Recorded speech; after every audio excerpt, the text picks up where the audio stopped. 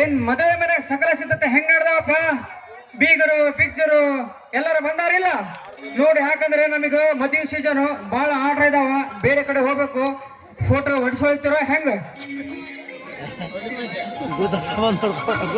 ನೋಡಿ ನಂದೆಲ್ಲಿ ಇಡ್ಲಿ ಅಂತೇಳಿ ಅಲ್ಲಿ ಕಾಸಿಮ ಈ ಮದಿ ಮನ್ಯಾಗ ಶಿವ ಪಾರ್ವತಿ ಇವ್ರಿಬ್ಬರು ಆದಾರಪ್ಪ. ಇವ್ರ ಫೋಟೋ ತೆಗಿ ಅಂದ್ರೆ ಯಾವ ಸತ್ಯಣ ಫೋಟೋ ತೆಗಿ ಹೋಗ್ತಾನೆ ಅಂತೀವಿ ನಾವು. ಏ ಗುಂಡ ಕಾಸಿಂ, ಇದೇನು ಮದುವೆ ಮನೆ ಅನ್ಕೊಂಡ್ರೆ ಏನು ಸಿನಿಮಾ ಟಾಕೀಸ್ ಅನ್ಕೊಂಡ್ರೆ? ಇರೇ ಬಿಡು ಕಾಳ, ಹುಡುಗರ ಬುದ್ಧಿ ಹುಡುಕಾಟಕ್ಕೆ ಮಾಡ್ತವೆ. ಹಾ ಕಾಳ, ಪುರೋಹಿತರು ಬರ್ತಾರಂತ ಹೇಳಿದ್ದೆ. ಮುಹೂರ್ತದ ಸಮಯ ಮೀರುತ್ತಾ ಇದೆ, ಇನ್ನಾದರೂ ಪುರೋಹಿತರ ಆಗಮನವೇ ಇಲ್ಲ. ಸುರೇಶ, ಪುರೋಹಿತರ ಮನೆಗೆ ಹೋಗಿ ಬಂದಿದ್ದೇನೆ. ಸಮಯಕ್ಕೆ ಸರಿಯಾಗಿ ಬರ್ತೀನಂತ ಹೇಳಿದ್ದಾರೆ. ಇನ್ನು ಸ್ವಲ್ಪ ಸಮಯದಲ್ಲೇ ಬರಬಹುದು. ಪುರೋಹಿತರು ಬಂದರೆ ಅಣ್ಣ ಹೇಳ್ತಿರೋ ಮಾತು ನಿಜವಾಗ್ಲೂ ಸತ್ಯವಾಗಿದೆ. ಪುರೋಹಿತರು ಬಂದೇ ಬಿಟ್ಟು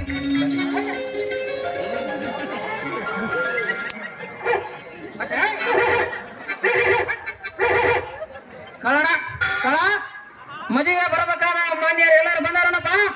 ಎಲ್ಲರೂ ಬಂದಾರ. ನಾನು ದಾರಿಯಲ್ಲಿ ಬರಬೇಕಾದ್ರ ನಮ್ ಕಮಲೇಶನ್ ನಾಯಿ ಕಲ್ತು ಬಹಳ ರಂಪ ಮಾಡಿಬಿಟ್ಟಪ್ಪ. ಅದಕ್ಕ ಸ್ವಲ್ಪ ಸಮಯ ಆಯ್ತು, ಶ್ರಮಿಸಿ ಬಿಡಪ್ಪ. ಮದಿಗೆ ಬೇಕಾದ ಸಾಮಾನುಗಳು ಎಲ್ಲ ಸಿದ್ಧತೆ ರೆಡಿ ಆಗಿದ್ದೇನಪ್ಪ. ಯಾಕಂದ್ರ ನಾನು ಬಾಳ ಹೊತ್ತಿಲ್ಲಿ ನಿಂದ್ರಂಗಿಲ್ಲ. ಮುಕ್ಕುಂದಾಗ ಒಂದ್ ಮದುವೆ ಐತಿ, ಅಲ್ಲಿ ತಾಳಿ ಕಟ್ಸಕ್ ಹೋಗ್ಬೇಕು. ಪುರೋಹಿತ್ರೆ, ನಿಮ್ಮ ತೆಲಿಗಿರಿ ಕೆಟ್ಟಿದೆ ಏನು? ನಿಮ್ಮ ದಾರಿಯನ್ನೇ ನಾವು ಕಾಯ್ತಾ ಇದ್ವಿ. ಈಗಲಾದ್ರೂ ಬಂದಿದ್ರಲ್ಲ, ಮದುವೆ ಪ್ರಾರಂಭಿಸಿ. ವಿನಯ, ಹಿರಿಯರಿಗೆ ಆಗಲ್ಲ ಮಾತನಾಡಬಾರದಮ್ಮ.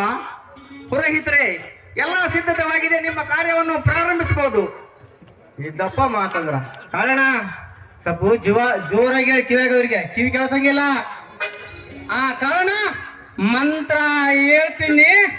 ಆದ್ರ ಊಟಕ್ಕೆ ಏನೇನ್ ಮಾಡಿದ್ರಪ್ಪ ಸ್ವಲ್ಪ ಹೇಳ್ಬಿಡಪ್ಪ. ಎಲ್ಲ ಸ್ಪೆಷಲ್ ಆಗಿ ಮಾಡೈತೆ, ನಿಮ್ ಕೆಲಸ ನೀವು ಪ್ರಾರಂಭ ಮಾಡ. ಏ ಪುರೋಹಿತ್ರೆ, ನೀವೇನು ಮದುವೆ ಮನೆಗೆ ಊಟ ಮಾಡ್ಲಾಕ್ ಬಂದ್ರ ಏನ್ ಮಂತ್ರ ಹೇಳಕ್ ಬಂದಿರ? ಮೊದ್ಲು ಮಂತ್ರ ಹೇಳ್ರಿ, ಇಲ್ಲಾಂದ್ರೆ ನಿಮ್ ಲಂಗೋಟಿ ಬಿಚ್ಚಿ ಒಂದು ಹೊಡಿತೀನಿ ನೋಡು. ಆತಪ್ಪ, ಮಂತ್ರ ಆತ್ ಬರ್ರಿ. ಹೇ ಪುರೋಹಿತರೆ, ಬೇಗನೆ ಮಂತ್ರ ಹೇಳ್ರಿ, ಮುಹೂರ್ತದ ಸಮಯ ಮೀರುತ್ತಾ ಇದೆ. ನಿಮಗೆ ಬೇಕಾದಂತ ಎಲ್ಲ ಊಟದ ವ್ಯವಸ್ಥೆ ಅಮ್ಮ ಮಾಡುದ ಈ ಬೇಗ ಮಾಡಿವಿ ನಿನಗೆ. ಆತಪ್ಪ ಬರ್ರಿ, ಎಲ್ಲ ಅಕ್ಷರ ಕಾಳ ಕೊಡ್ತೀನಿ ಬರ್ರಿ.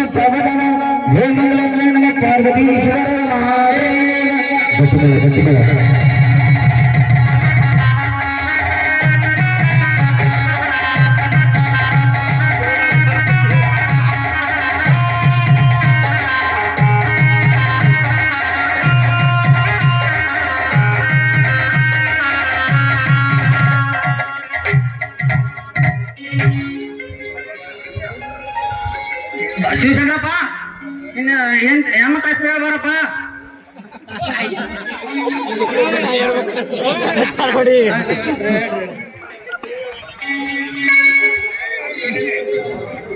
ಮದುವೆ ಅಂತೂ ಮುಗಿತಪ್ಪ. ನಮ್ದು ಕಾಣಿಕೆ ಕೊಡ್ಬೇಕಾದ್ರೆ ಕಾಣಿಕೆ ಕೊಟ್ಬಿಡಪ್ಪ. ಊಟ ಮುಗಿಸ್ಕೊಂಡ ನಾ ಮುಂದಕ್ಕೆ ಮತ್ತೆ ಕಾರ್ಯಕ್ರಮ ಹೋಗ್ತೀವಪ್ಪ.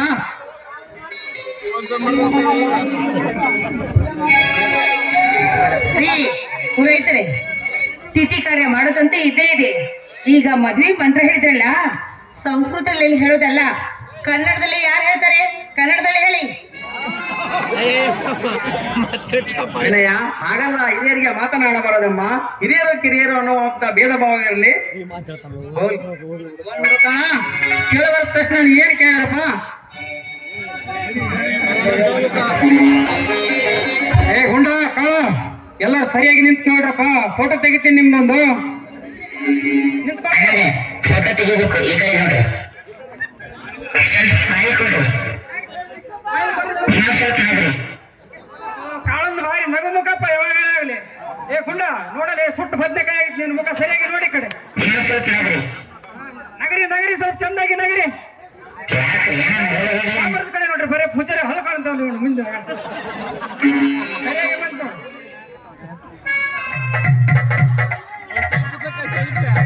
ಶಿವಚಂದ್ರಪ್ಪ, ನಿಮ್ ಪತಿ ನಿಮ್ ಹೆಣ್ಮಕ್ಳ ಹೆಸರು ಹೇಳ್ಬಾರಪ್ಪ. ಮೊದಲು ನಮ್ಮ ಅಣ್ಣ ಹೇಳ್ಬೇಕು, ನಮ್ಮ ಅತ್ತಿ ಹೆಸರು. ಬಾ ಅಣ್ಣ, ಅತ್ತಿ ಹೆಸರು ಹೇಳ್ಬಾ.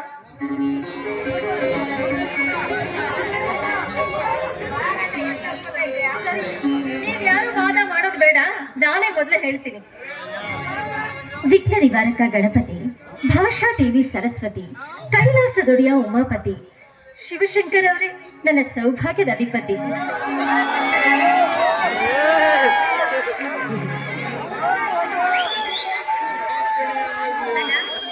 ಅಜ್ಜಿ ಹೇಳಿದಂತಾಯ್ತು, ಈಗ ನೀನ್ ಹೇಳು. ಆಯ್ತಮ್ಮ, ನಿಮ್ಮೆಲ್ಲರ ಸಂತೋಷವೇ ನನ್ನ ಸಂತೋಷ. ಆ ಕೋಟೆ ಈ ಕೋಟೆ ಬಿಜಾಪುರದೊಳಗಿರುವುದು ಬಾಗಲಕೋಟೆ. ಇನ್ನೊಮ್ಮೆ ಗೌಡ್ರು ಅಂತ ಹೆಸರು ಕರೆದ್ರೆ ಇಳಿತೀನಿ ರತ್ನಾಳ ಸ್ವಾಟಿ. ಆಯ್ತಪ್ಪ, ಮದುವೆಗೆ ಬಂದಂತ ಎಲ್ಲ ಮಹಿಳೆಯರಿಗೆ ಊಟದ ವ್ಯವಸ್ಥೆಯನ್ನು ಮಾಡಲಾಗಿದೆ. ಊಟವನ್ನು ಮಾಡಿಕೊಂಡು ಹೋಗ್ಬೇಕು. ಆಮೇಲೆ ಪುರೋಹಿತರೆ, ನಿಮಗಾಗಿ ಒಂದು ಸ್ಪೆಷಲ್ ಊಟ ಮಾಡಿಸಿವಿ, ಅಲ್ಲಿ ಹೋಗ್ರಿ. ಈಗ ಮಲ್ಲೆ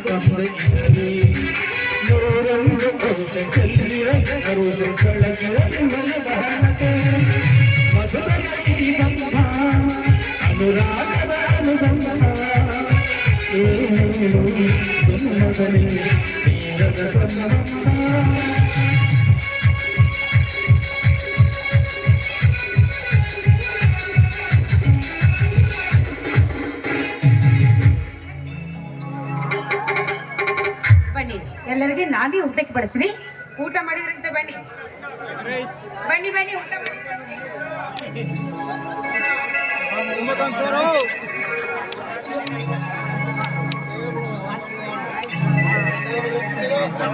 ಎಲ್ಲರಿಗೆ ಊಟದ ವ್ಯವಸ್ಥೆಯನ್ನು ಮಾಡಲಾಗಿದೆ, ಎಲ್ಲರೂ ಊಟಕ್ಕೆ ಹೋಗ್ಬೇಕು.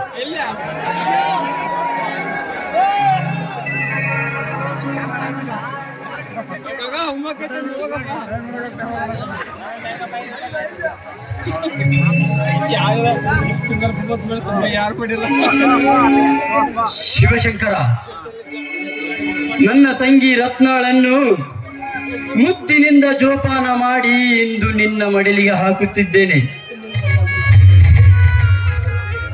ತಿಳಿನಡೆ ಬಾಳಿಗೊಂದು ಮಂಗಳ ಕಳೆ ಎಂಬಂತೆ ಅವಳು ಮಾಡಿದ ಸಣ್ಣ ತಪ್ಪು ತಡೆಗಳನ್ನು ತಿದ್ದಿ ಬುದ್ಧಿ ಹೇಳುತ್ತಾ ಅವಳ ಬಾಳ ನೌಕೆಯನ್ನು ದಡ ತಲುಪಿಸು. ಬಂಗಾರದ ಪಂಜರದಲ್ಲಿ ಗಿಣಿಯಂತೆ ಸಾಕಿದ ಈ ನನ್ನ ಮಮಕಾರದ ಗಿಣಿಯ ಆಸರೆ ಅಕ್ಕಿ ನೀನಾಗಿ ಬೇಸರ ಬಿರುಗಾಳಿಯನ್ನು ಕಳೆದು ತಂಪಾದ ತಂಗಾಳಿ ಅಲೆಯನ್ನು ನಿರ್ಮಿಸು. ಬಾಳಿನ ಕಡಲಿನಲ್ಲಿ ಭೋರ್ಗರೆಂದು ಬೀರುವ ಕಷ್ಟಗಳೆಂದು ಒಬ್ಬರದ ಅಲೆಯನ್ನು ಸಮನಾಗಿ ಸ್ವೀಕರಿಸಿ ಆದರ್ಶದತ್ತ ಹೆಜ್ಜೆ ಹಾಕಿ ಆದರ್ಶ ದಂಪತಿಗಳಾಗಿ ನೀವಿಬ್ಬರು.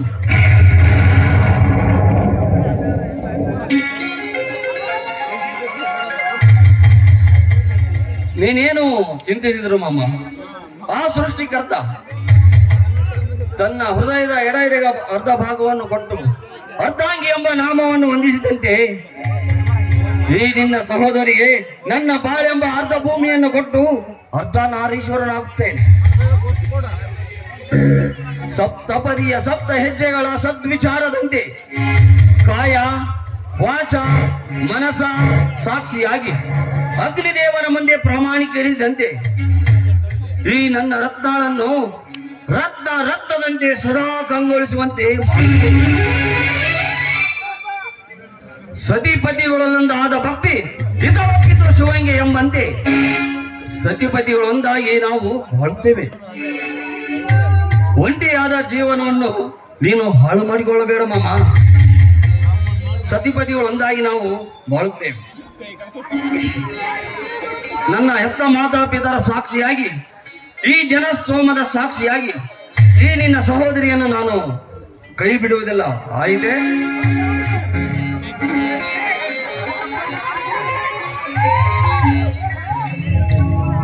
ಈಗ ನನ್ನ ಮನಸ್ಸಿಗೆ ಸಮಾಧಾನವಾಯಿತು ಶಿವು. ಗೆಳೆಯನಾಗಿ ನೀನು ನನ್ನ ಬಾಳಿನಲ್ಲಿ ಬಂದು ಗೆಳೆತನ ಸಂಬಂಧದತ್ತ ಸಾಗಿ ಸಂಬಂಧ ಸುಂದರವಾಗಿ ಬೀಗಿಸ್ತಾನ ಬಾಂಧತ್ವ ಯಾವಾಗಲೂ ಹಸಿರಾಗಿರಬೇಕೆಂಬುದೇ ನನ್ನ ಮನದ ಬಯಕೆ.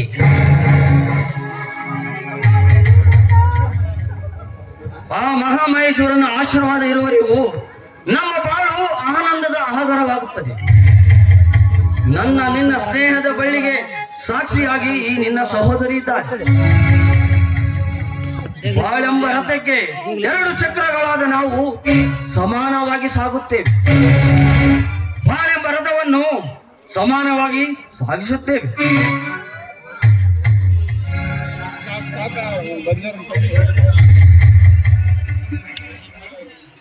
ತಂಗಿ ರತ್ನವನ್ನು ಎಷ್ಟೇ ಬಗೆಯಾಗಿ ಪರೀಕ್ಷಿಸಿದರು ರತ್ನವೇ. ಅದರಂತೆ ಹೆಸರನ್ನು ಹೊಂದಿದ ನೀನು ಅದನ್ನು ಸಾರ್ಥಕ ಮಾಡಿಕೊಂಡಾಗಲೇ ನಿನ್ನ ಜೀವನ ಪಾವನವಮ್ಮ. ನೋಡು ತಂಗಿ, ಅದು ನಿನ್ನ ತವರು ಮನೆ, ಇದು ನಿನ್ನ ಗಂಡನ ಮನೆ. ತವರು ಮನೆಯಲ್ಲಿ ಅಣ್ಣನ ಮುದ್ದಿನ ತಂಗಿಯಾದ ನೀನು ಗಂಡನ ಮನೆಯಲ್ಲಿ ಗಂಡನ ಆದರ್ಶ ಗೃಹಿಣಿಯಾಗಿರಬೇಕು. ಹೆಣ್ಣು ಸಂಸಾರದ ಕಣ್ಣಾಗಿ ತವರು ಮನೆಯ ಕೀರ್ತಿಯ ಕಳಾಶವಾಗಬೇಕು. ಕೊಟ್ಟ ಮನೆಯ ನಂದಾದೀಪವಾಗಬೇಕು. ತವರಿನ ಶೋಭೆಯನ್ನು ಬೆಳಗಬೇಕು. ಹೆಣ್ಣು ಹೆಣ್ಣಾಗಿ ಬಾಳಿ ಮುತ್ತೈದೆ ಎಂಬ ಪಂಚಮುತ್ತುಗಳ ಅರ್ಥವನ್ನು ನೀನು ತಿಳಿಯಬೇಕು. ಹೆಣ್ಣಾದ ನಿನಗೆ ಅಣ್ಣನಾದ ಮುತ್ತಿನಂತಹ 3 ಮಾತುಗಳನ್ನು ಹೇಳ್ತೇನೆ, ಲಕ್ಷವಿಟ್ಟು ಕೇಳಮ್ಮ, ಕೇಳು. ಹೆಣ್ಣು ಹಸುಳೆಯಾಗಿದ್ದಾಗ ತಂದೆ ತಾಯಿರ ಮುದ್ದಿನ ಮಗಳಾಗಿರುತ್ತಾಳೆ. ಬಾಲ್ಯದಲ್ಲಿ ಅಣ್ಣ ಅಕ್ಕಂದಿರ ಮುದ್ದಿನ ತಂಗಿಯಾಗಿರುತ್ತಾಳೆ.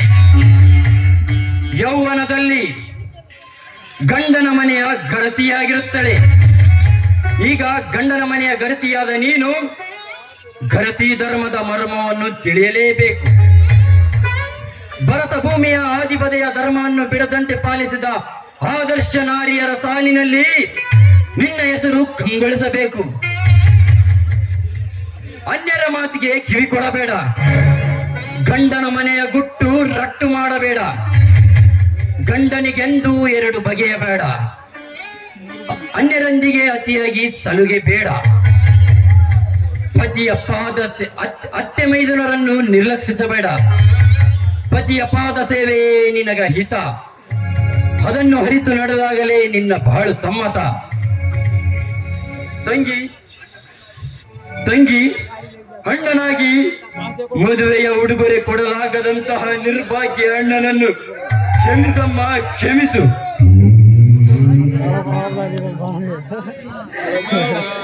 ಮಾಮ, ಮದುವೆಯ ಉಡುಗೊರೆಯಾಗಿ ಈ ನನ್ನ ಸಹೋದರಿಯನ್ನು ದಾರಿ ಎರುತ್ತಿದ್ದೇನೆ. ಇದನ್ನು ಕಾಪಾಡಿಕೊಂಡು ಹೋಗುವ ಭಾರ ನಿನ್ನದು ಮಾಮ, ನಿನ್ನದು ಮಾಮ, ನಿನ್ನದು. ಅಣ್ಣ, ನಿನ್ನ ಮಾತೇ ನನಗೆ ವೇದ ವಾಕ್ಯ ಅಣ್ಣ. ಪತಿಯೇ ಪರಮಾತ್ಮ, ಪತಿಯೇ ಪರಮ ದೈವ ಎಂದು ನಂಬಿ ಅವನ ಪಾದದ ಅಡಿಯಲ್ಲಿ ಒಡಿಯಾಗಿ ಬಾಳ್ತೀನಣ್ಣ. ಮಾನವಂತರ ಮಗಳಾಗಿ, ಮಾಡಿಕೊಂಡವನ ಮಾನಿನಿಯಾಗಿ, ನೋಡುವವರ ಕಣ್ಣಲ್ಲಿ ರಕ್ತವಾಗಿ ಬಾಳ್ತೀನಿ ಅಂತ.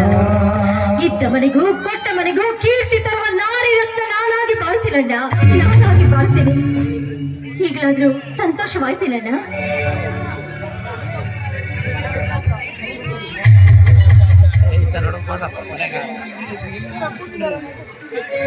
ಒಂದು ಕಾಡಿನಲ್ಲಿ ದಿಟ್ಟತನದಿಂದ ತಕ್ಕ ಉತ್ತರ ಹೇಳಿದ ಈ ಬಾಲೆ ಇಂದು ಈ ಮಹಾಮಂದಿರದ ಸೊಸೆ.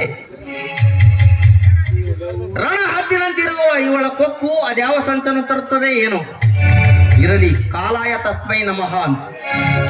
ಅಣ್ಣ, ರತಿ ಮನ್ಮಥರಂತಿರುವ ನಿಮ್ಮ ಜೋಡಿ 100 ವರ್ಷಗಳ ಕಾಲ ಬಾಳಿ ಬದುಕಿ ಆನಂದ ಸಾಗರದಲ್ಲಿ ತೇಲಬೇಕೆಂಬುದೇ ನನ್ನ ಆಸೆ ಅಣ್ಣ.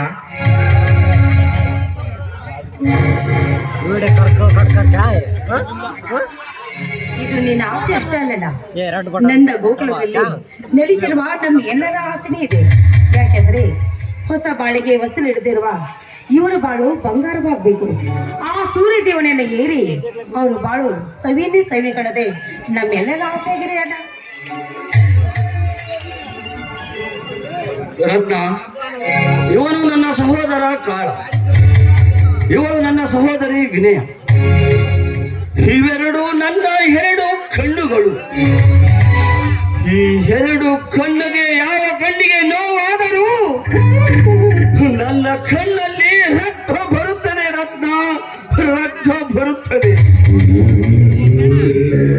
ಈ 2 ತಪ್ಪಲಿಗಳನ್ನು ನಿನ್ನ ಹುಡಿಯಲ್ಲಿ ಹಾಕಿಕೊಂಡು ಸಂಸಾರದ ಭಾರವನ್ನು ಹೊತ್ತು ಹೊರೆಯುವುದು ನಿನ್ನ ಜವಾಬ್ದಾರಿ ರತ್ನ, ನಿನ್ನ ಜವಾಬ್ದಾರಿ. ಆಯ್ತು ಸ್ವಾಮಿ, ನಿಮ್ಮ ಅರ್ಥಾಂಗಿನಿಯಾಗಿ ಬಂದಿದ್ದೀನಿ ಅಂದಮೇಲೆ ನಿಮ್ಮ ಮನಸ್ಸಿಗೆ ನೋವು ಉಂಟು ಮಾಡುವಂತ ಕೆಲಸ ನಾನು ಯಾವತ್ತಿಗೂ ಮಾಡೋದಿಲ್ಲ. ಇವರಿಬ್ಬರನ್ನ ನನ್ನ ಮಕ್ಕಳಿಗಿಂತ ಹೆಚ್ಚಾಗಿ ಜೋಪಾನ ಮಾಡ್ತೀನಿ, ಆಯ್ತಾ?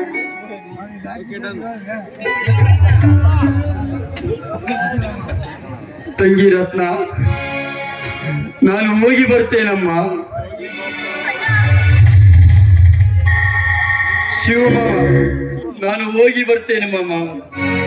ಇವಳ ಕಣ್ಣಲ್ಲಿ ಒಂದು ಹನಿ ನೀರು ಬರದಂತೆ ನೋಡಿಕೋ ಮಾಮ, ನೋಡಿಕೋ. ಸುರೇಶ್ ಮಾಮ, ತಂಗಿಯ ಮದುವೆಗೆ ಬಂದು ಊಟ ಮಾಡದೆ ಹಾಗೆ ಹೋಗುವುದೇ? ಕಾಳ ವಿನಯ, ಈ ಸುರೇಶ್ ಮಾಮನನ್ನು ಕರೆದುಕೊಂಡು ಹೋಗಿ ಊಟಕ್ಕೆ ಬಡಿಸರಪ್ಪ, ಊಟಕ್ಕೆ ಬಡಿಸಲಿ. ಆಯ್ತಣ್ಣ, ಕರೆದುಕೊಂಡು ಹೋಗುತ್ತೇನೆ.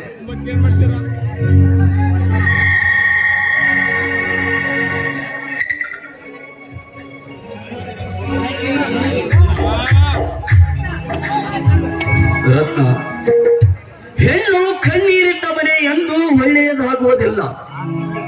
ಯತ್ರ ನಾರ್ಯಾಸ್ತೋ ಪೂಜಂತೆ ರಮಂತೆ ತತ್ರ ದೇವತಾ. ಹೆಣ್ಣನ್ನು ನಾವು ಎಲ್ಲಿ ಪೂಜಿಸಲ್ಪಡ್ತೇವೋ ಅಲ್ಲಿ ದೇವತೆಗಳು ನೆಲೆಸಿರುತ್ತಾರೆ.